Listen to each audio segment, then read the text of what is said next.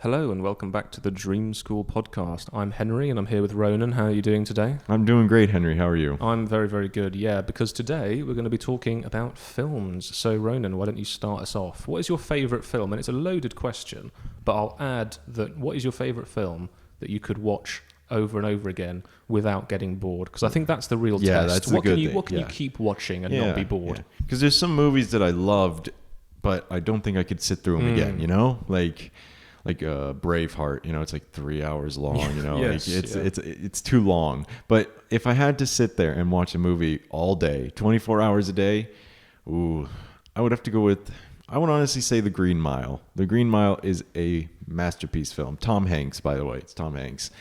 And basically what it's about is this like black guy. He's like this really big black guy, and he gets accused for murdering this kid, right? And falsely, of course. And he gets sent to prison, and he's on death row. And Tom Hanks is the warden of the prison, and he talks with this guy. And he finds out that this guy is just a big child, basically. He's got a kind heart. He cries all the time. He's sad when like a little mouse dies, but he's got a power. He can heal in his hands. He like the rat dies of like the rat was like a pet of this other inmate, and he heals it and brings it back to life. And he's got these like touching hands. And Tom Hanks it follows Tom Hanks' story of like knowing this guy, like getting to know him, like why is he here? It's very dark too. And in the end, he does end up getting executed. And Spoiler alert. Spoiler, yeah. I mean, the movie's like 50 years old. Like, if you haven't watched it, then I'm sorry. But yeah, he ends up getting executed, and it's so hard to watch. I cry every time. It's like, I don't cry easily, but that movie hits me every single time. But I could watch it over and over because it's so beautifully it's a masterpiece, simply. Yeah, I've definitely heard of that, but I've never watched it. But it was huge. Yeah. But I don't think it's on Netflix or anything. Is that the one with Eminem? Eminem? Yeah. I don't think so. No, okay, because there's something called, something like that with Eminem, but I don't know. Maybe I get them confused because I don't want to watch a film with Eminem in it.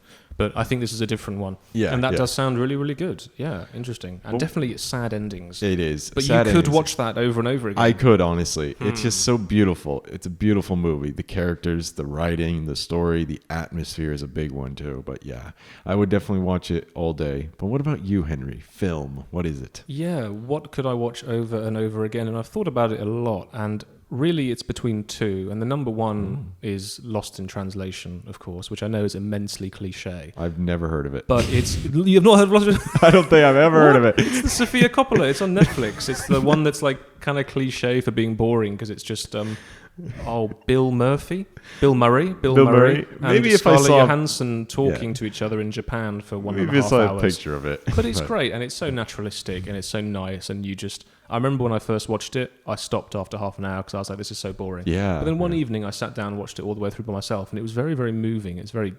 it's not deep or anything like that. No. It's not trying to be clever. It's just two people trying to find some kind of connection in a city that they're not comfortable in, and it's all about that, trying to find any kind of human connection. So pretty normal, pretty natural. Pretty normal, pretty natural film, and it's hard to achieve that, but they really did, and it's considered to be a very good film. But the second one is Mike Bassett, Football Manager, and now that is a Channel 4 television film that came out in the UK in 2002, and it's not available online anywhere. I think it was a DVD release. Wow, but it's all crazy. About this big comedian called Ricky Tomlinson, and he plays a character called Mike Bassett, who ends up being the England manager. And it's one of this, stories where they go on, but obviously it's very realistic. They don't actually win the World Cup, but it's all about him having to face the challenges and all this hilarious stuff going on. Yeah. And then having to face the media and all of these critics. And then eventually, no spoilers, but they go far in the World Cup and then they, crash out or whatever. But it's just a really funny film, which I could watch over and over again. And it's only 90 minutes. And I think even if you don't like football or anything, it's still a hilarious film. Most definitely. Some and sports very touching. movies. Yeah, some sports movies are great and very, very touching. Like I don't like baseball or American football, but I could watch some of those movies and they're amazing. Like We Are the Titans. Remember the Titans? I think it's called. Jeez, I forgot the name. Remember the Titans. Great movie. And then Rudy. Rudy's a great movie. It's a football movie. It's about this guy who wants to go to Notre Dame and play for him for football, but he's like really short. He's like geez, I would say like he's like 160 centimeters, tiny guy. And he wasn't very good academically either, but he does get in. He actually does. And he plays for them. And it's a true story too. It's actually a true story. And he plays for them one match, and he actually he wins the match for him. And they celebrate him by picking him up because he's so small and stuff. But it's a true story. And he's regarded as like an inspirational hero. But sorry, I got a little off topic. Yeah, great movie. That's important, definitely. All movies have some kind of inspiration. But what about TV series? Any really iconic ones? I mean, I know there are lots of good ones in America, Sopranos and things, but anything that really sticks out to you? Okay, so now most people would expect like Game of Thrones or Breaking Bad, But I would go with the Breaking Bad spinoff, Better Call Saul. Better Call Saul is unbeaten. It's better than Breaking Bad every day of the week. Saul is like the greatest and most perfectly written character, I think, of all time. And every character in it is perfect. And it delves way more into the villains in this one than it did in Breaking Bad. Breaking Bad was very selfish. It was all about Walter White. All of it. And Better Call Saul, it actually, every single character has like their own episodes, and it delves into these characters. And it doesn't just focus on Saul. It's not just all of Saul. And I think that's beautiful. I think that's a perfect way to do a show, is to focus on all the characters and give them a reason and give them a sense of purpose in the show. Because some characters, when you're watching a show, you're like, oh, can they just die already? Like, can they just kill them off so I don't have to put up with them anymore? But every single character in this is likable. Every main character that they focus on is likable.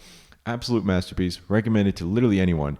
And you don't even need to watch Breaking Bad to enjoy it. Like, I watched this before I watched Breaking Bad. So I would recommend it every day of the week to anyone that ever asks me. As I will for you, Henry. I recommend it. It's on Netflix, don't worry. So yeah, my wife wanted me to watch that. And I remember, again, I watched a little bit and didn't like it. But it's the same with Lost in Translation. Sometimes if you're not in the mood, the first couple episodes are pretty boring. Yeah. Same thing happened to my mom. I told her to watch it, and she was like, Ronan, this is really boring. Like, I don't understand the start. I'm like, Mom, give it a couple of episodes. And then she watched it all within like a week, like 6 seasons or 5 seasons. She watched it all in a week. And I was like, all right, Mom, good job. Good job. And he is a brilliant actor. I really like that guy. I don't know who plays him. Yeah, but he is a brilliant actor. Yeah, he's definitely one of the good ones.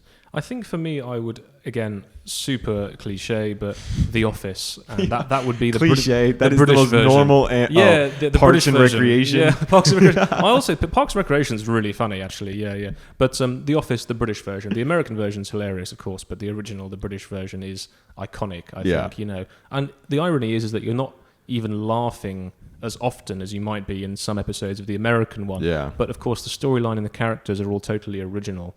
And some of the scenes were improvised, and everybody got involved in the writing, and it was very auteured, like it was very organic. And it's just such, again, if you want to learn about British culture, all you need to do is watch The Office and Alan Partridge and a couple of others. That's all you need to know. And it's so brilliant. And I won't go into detail, but it's just a brilliant show with a really powerful ending.